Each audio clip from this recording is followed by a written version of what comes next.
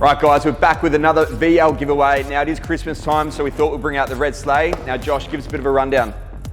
Now this VL has a built RB30, it's got the big G42, it's a VL staple these days. Now I don't know if you've seen, but these actually have 22-inch Simmons. They're kind of hard not to see. It's got the Recaro front seats, it's got a Powerglide. This thing has the works. It is fully tubbed as well to jam those 22 by 12 3-piece Simmons under the back.